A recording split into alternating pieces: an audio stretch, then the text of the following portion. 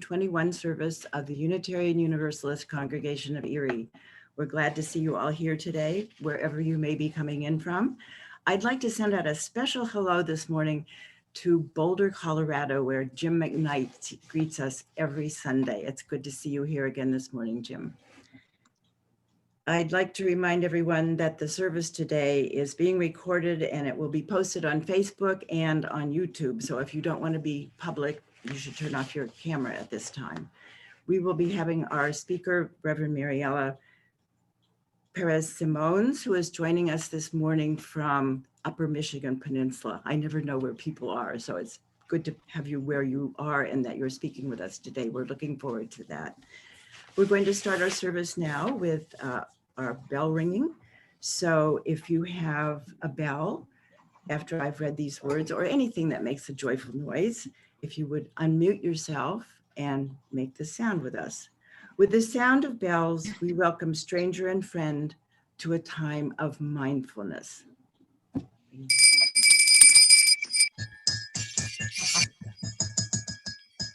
Thank you. All right, Ginny Sabo will now sing our welcome song for us. Good morning. Whoever you are, we welcome you. Wherever you come from, we welcome you. Whomever you love, we welcome you. Whoever you are, we welcome you. Wherever you come from, we welcome you. Whomever you love, we welcome you. Whomever you love, we welcome you. Whomever you love, we welcome you. Thank you, Ginny. Our opening words this morning, which at some point, these words were called call to worship. And I remember these being posted in the church downtown. And I have always loved these words. They're written by Kalidasa, who was a 3rd or 4th century Indian poet and author. Look to this day, for it is life, the very life of life. In its brief course lie all the verities and realities of your existence, the bliss of growth, the glory of action, the splendor of beauty. For yesterday is but a dream, and tomorrow is only a vision. But today, well lived, makes every yesterday a dream of happiness, and every tomorrow a vision of hope. Look well, therefore, to this day.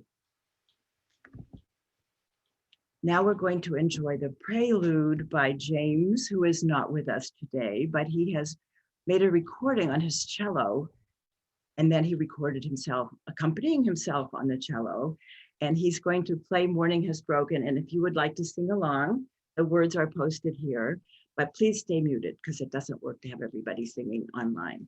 Okay, thank you.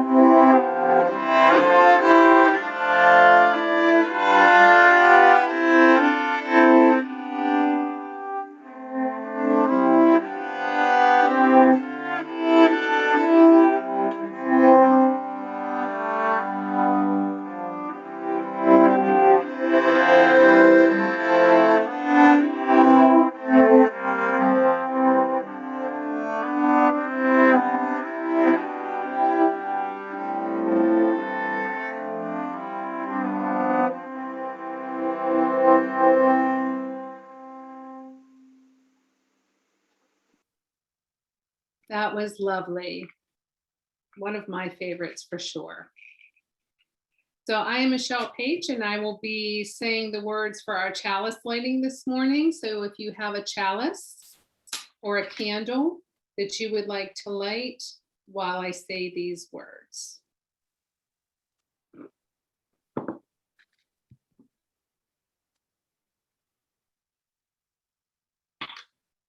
So these words are offered by Dr. Clore Mukim from the Unitarian Union of Northeast India. And this is a global chalice lighting for the month of May, recommended by the Unitarian Universalist United Nations Office. And this is the English translation. Dear divine source of creation and of all enlightenment, may this chalice be lighted in your wonderful vastness to help us stay grounded in your eternal light and righteousness. We gratefully bow down to you for everything within and around us that has shaped our individual lives and as a spiritual community. May our souls find purpose, meaning, and peace as we evolve in our thought, work, and journey here, now and beyond.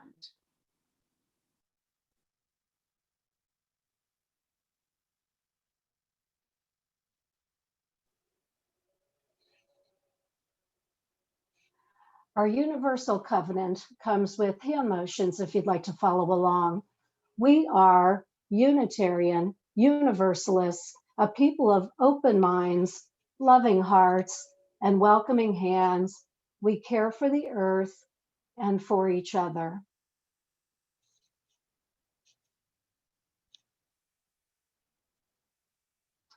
Our bond of union, again, please stay muted, but recite aloud. We unite ourselves together for the study and practice of morality and religion as interpreted by the growing thought and noblest lives of humanity, believing that we may thereby prove helpful one to another and promote the cause of truth, righteousness, and love in the world.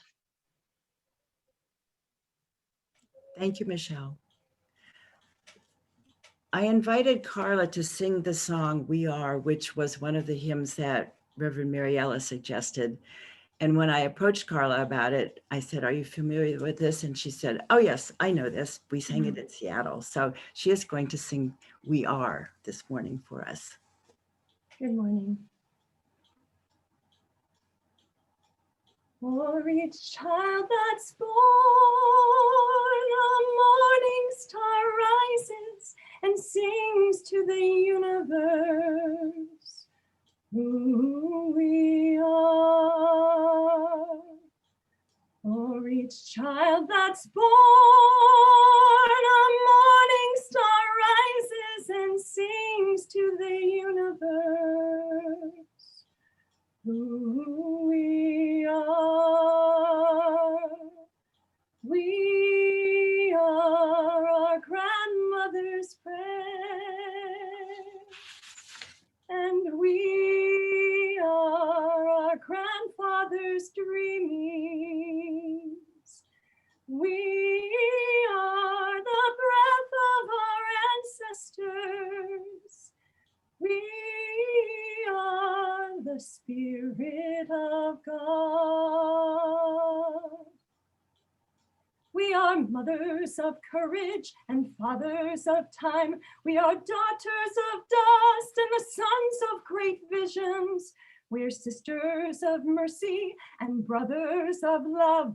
We are lovers of life and the builders of nations. We're seekers of truth and keepers of faith. We are makers of peace and the wisdom of ages. We are our grandmother's prayers, and we are our grandfather's dreamings. We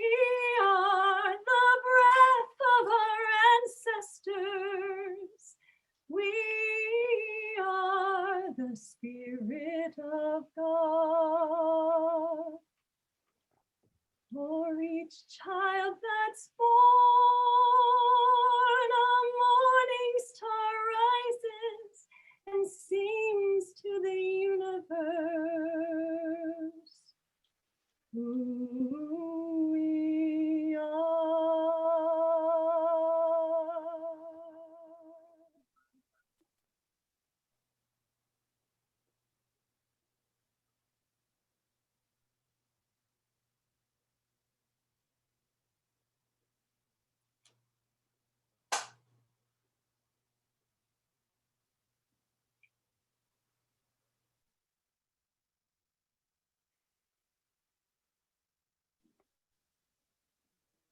Good morning. The reading this morning comes from Starhawk, who says, we are all longing to go home to some place we have never been. A place half remembered and half envisioned we can only catch glimpses of from time to time. Community. Somewhere there are people to whom we can speak with passion without having the words catch in our throats. Somewhere a circle of hands will open to receive us. Eyes will light up as we enter. Voices will celebrate with us when we come into our own power. Community means strength that joins our strength to do the work that needs to be done. Arms to hold us when we falter. A circle of healing, a circle of friends, some place where we can be free. Thank you, Reverend Mariela.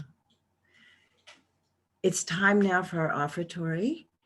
And on the screen will be posted the place where you can send your pledge if you like, or your donation.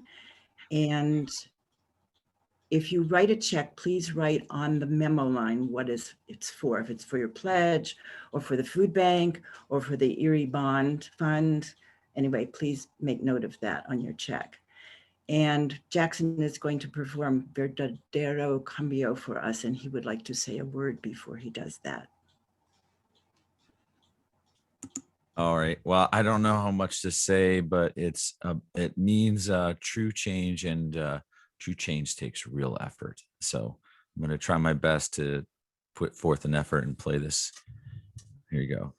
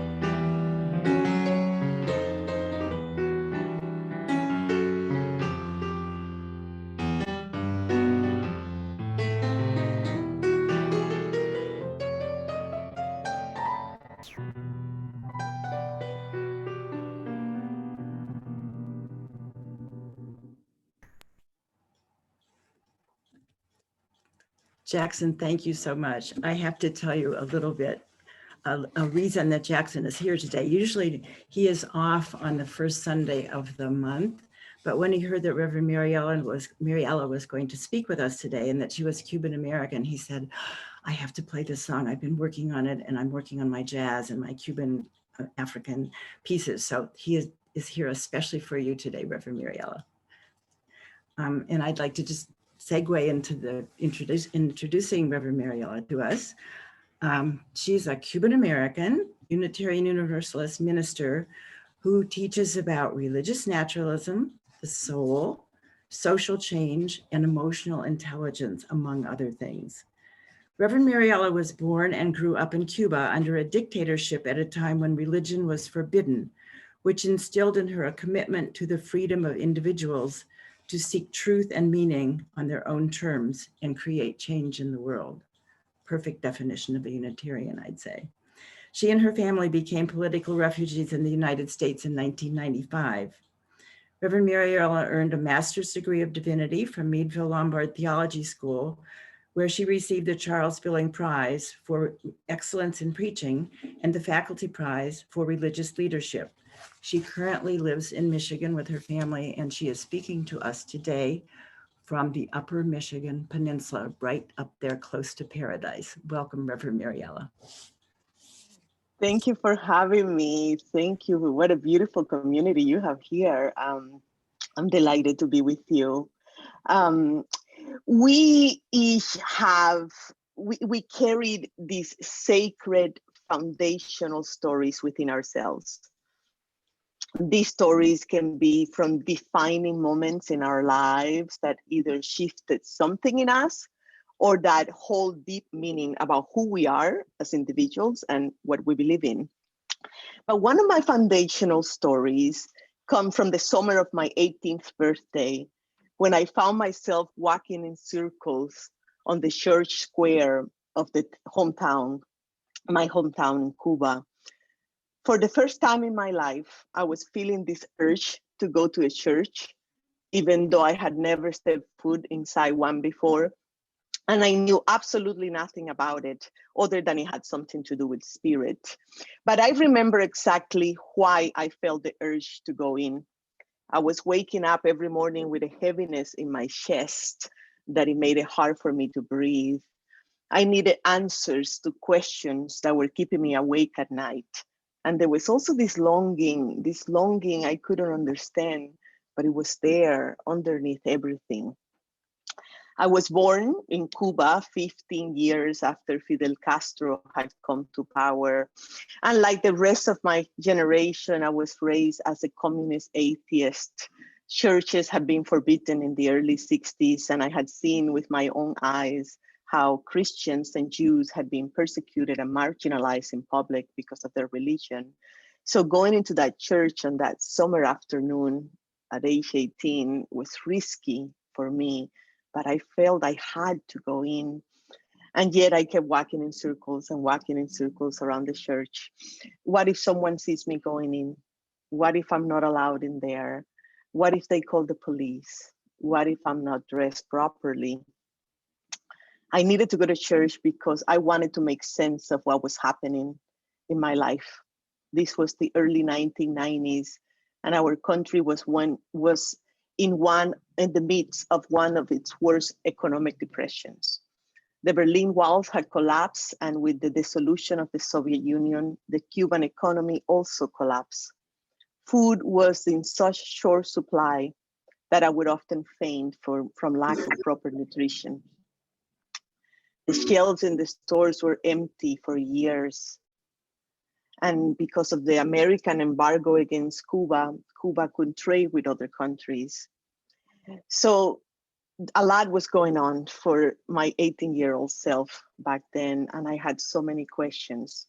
Why did bad things happen to good people? Is there something? Is there something watching over us?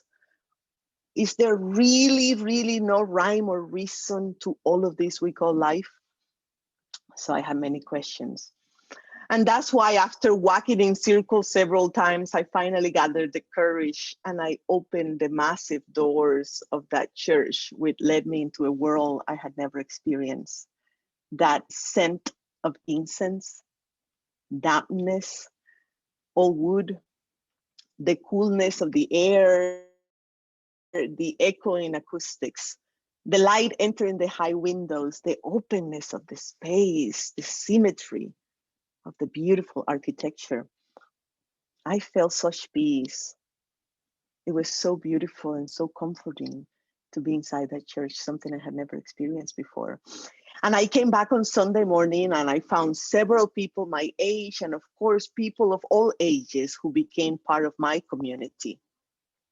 And the support I found in that Catholic church sustained me during my last and most difficult years in Cuba. The prayers, the rituals, the community, that community saved my life in many ways. Because thankfully the government had reopened the churches around that time, although the stigma and marginalization remained. But that sacred story, that experience from that sacred story at age 18, that impulse to seek answers because of the heaviness in my chest, that impulse to make sense of life, and that longing I felt for something larger are some of the things that eventually propelled me into ministry. And so that's a foundational story because it made me realize how much we need spiritual communities, how Sunday after Sunday, as the Reverend Dr. Martin Luther King Jr. once said, Sunday after Sunday, week after week, people come to church with broken hearts. They need a word of hope, and the church has an answer. If it doesn't, it isn't a church. And I agree. I was only part of that Catholic church for a few years because my family had to leave the country and seek asylum here in the United States. And once I arrived in this country, in North Carolina in particular, where there is a different church in every corner, I began seeking a new spiritual home. I visited churches of every denomination. I visited temples and synagogues, Buddhist sanghas and yoga studios. I climbed to the top of mountains, seeking a spiritual home. And it took me over a decade, but on a Sunday morning, I found that home in the Unitarian Universalist congregation of Greensboro, North Carolina. And eventually I felt the call to go into seminary. But that longing for community that we all have runs deep.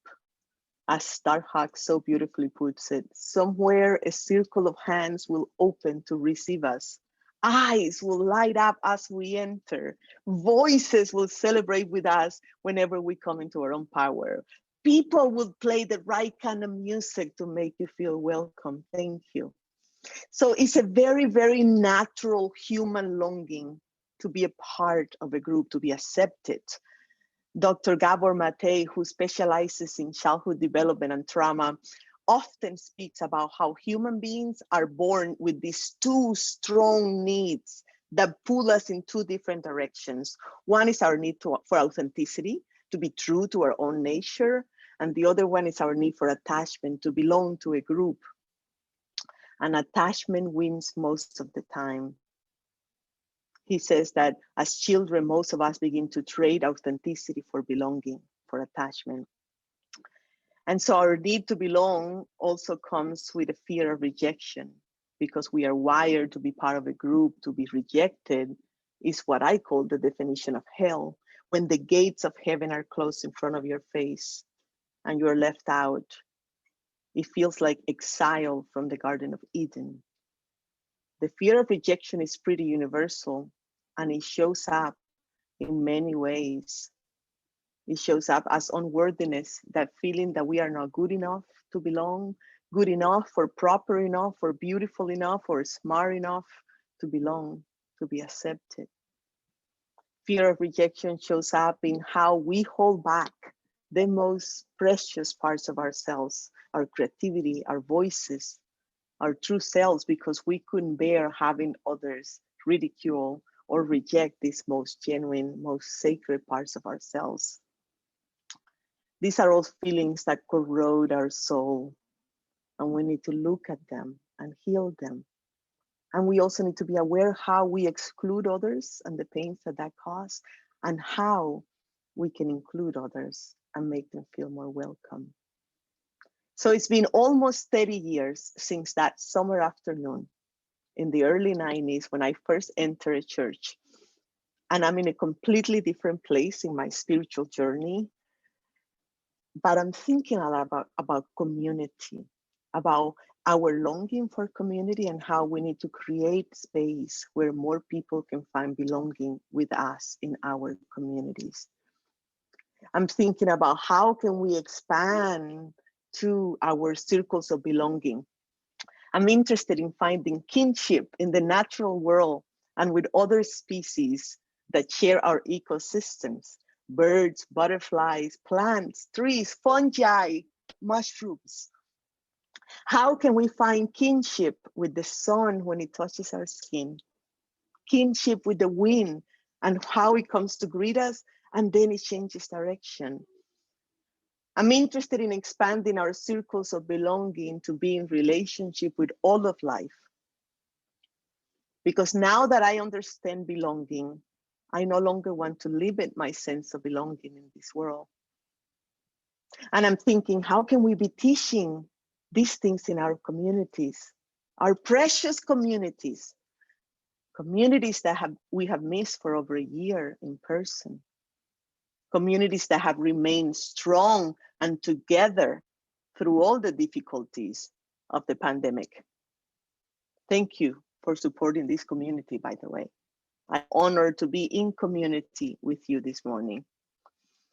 I'm glad that you have this place of belonging here because we need community now more than ever. Especially spiritual communities where we can experience the sacred, the beauty, the awe, the wonder of the mystery together. Because the world needs that more than ever now.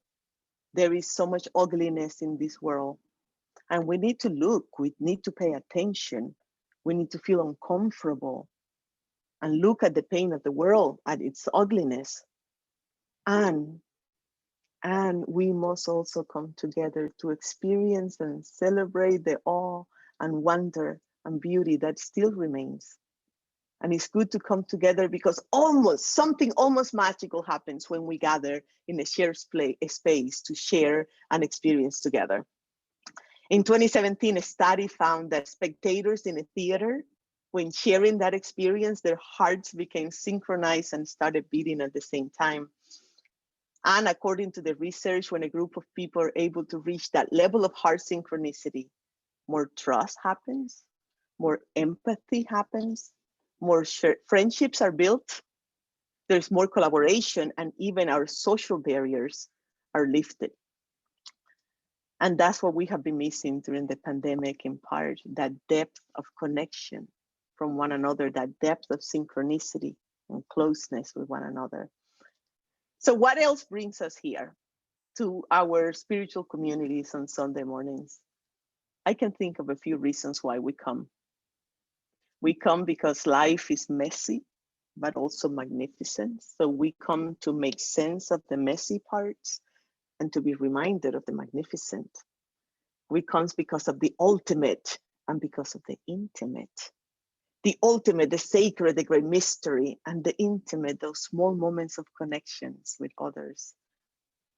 We come to church when we feel like a lost soul, to try to understand the mystery of life, to find answers to the questions that keep us awake at night. We come to church because of the longing, that longing for the transcendent that many of us feel. We might not always be able to put that longing into words, but we come to church seeking it. Some call it spirit, some call it God, some call it love, but we come because we long for it. And when language fails us, when we can put into words the vastness of that transcendent mystery, we have liturgical elements that satisfy that need. And music. We come to church to remember what truly matters. What truly, truly matters in our hearts of hearts. The poet John O'Donoghue says that humans have an uncanny ability to domesticate everything they touch. Eventually, even the strangest, most exotic things become absorbed into the routine of the daily mind, he says. I mean, we domesticate even our wildest dreams once they become a reality, right? And we start taking them for granted. O'Donoghue says that only seldom does the haze lift and we glimpse for a second the amazing plenitude of being here. The amazing plenitude of being here. We come to church to be reminded of that. We come to church to be invited to grow into the truest, freest versions of ourselves and to learn how to lead ethical lives for our flourishing and for the flourishing of all. We come to church to make a difference, to have the strengths of others join our strengths so that we can do the work that needs to be done, as Krack says, the work of building better communities and a better world, not just for the fortune of few, but for all, for the marginalized, for the whole web of life.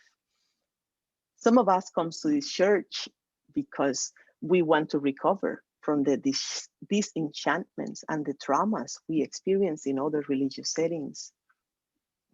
Most of us come seeking a spiritual home, but what is home? Is home where we feel safe? Or is home where we can be ourselves, fully, truly ourselves, where we don't have to pretend that we're someone we're not, where you have the freedom to believe and to think in ways that make sense to you? Home is a place where we can have both, in my opinion, authenticity and attachment, where we don't have to conform to be loved, where we don't have to conform to be accepted. We come to church often because of our children, because we want them to have the opportunity to be themselves, to be accepted, and to learn the values and principles we teach here. We come to church to grow, to evolve as human beings and as spiritual beings.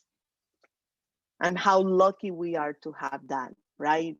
To be able to go to church and in a few weeks after the pandemic, to be able to enter the church building without looking over our shoulders, worried to be seen, without the fear of being persecuted because of this existential need to find truth and meaning in life. And that freedom is something that we should never take for granted.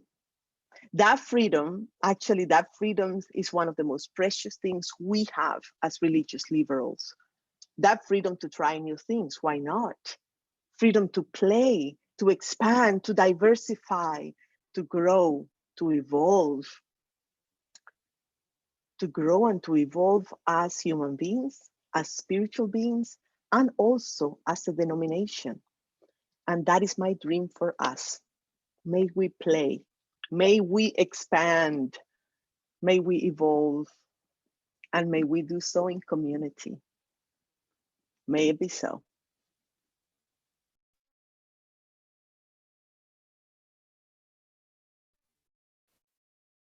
Thank you, Reverend Mariela, and blessed be. So it is now time in our service for joys and concerns. Please use the chat box to type in how you are feeling.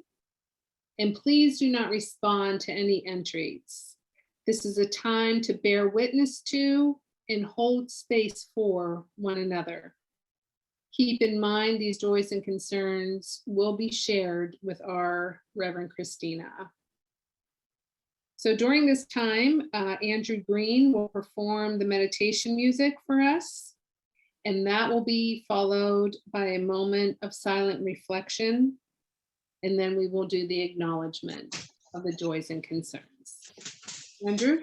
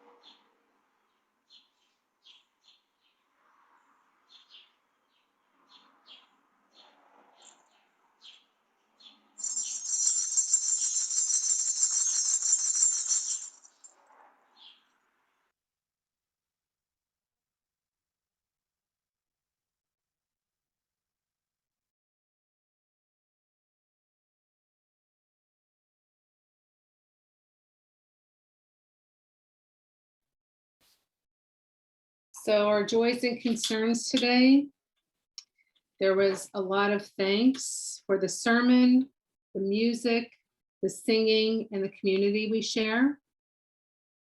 There was worry about job loss. There was hope. There's celebration of birthdays and struggle to focus. People are missing their families, and people are also asking for good vibes to be sent their way for the struggles that they're having at this time. And now we will have the closing words and chalice extinguishing with Reverend Mariela. Beloveds, thank you for having me today. Thank you. It was lovely to be in community with you this morning. I would like to close with a quote from the philosopher and social activist Grace Lee Boggs, who said that building community is to the collective as spiritual practice is to the individual. Building community is to the collective as spiritual practice is to the individual. And so may we be intentional about the practices of building community. May we remember that we are stronger, happier, and more resilient when we are together. And may we remember to never stop expanding our circles of belonging. Blessings to each of you. Go in peace, go in beauty, and have a beautiful day.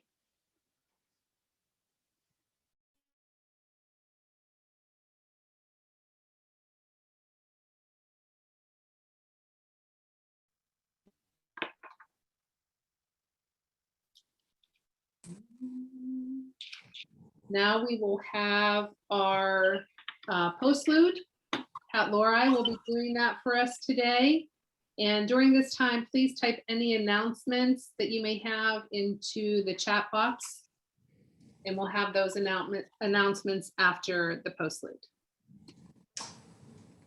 You know, usually I like to play something different when I have the chance to do it, and not a hymn. But when I saw that the theme was community, I thought, what an opportunity to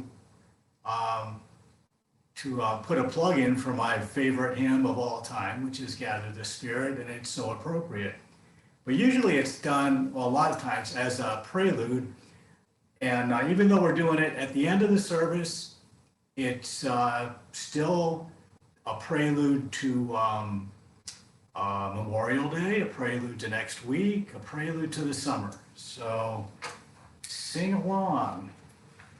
It's in the original key.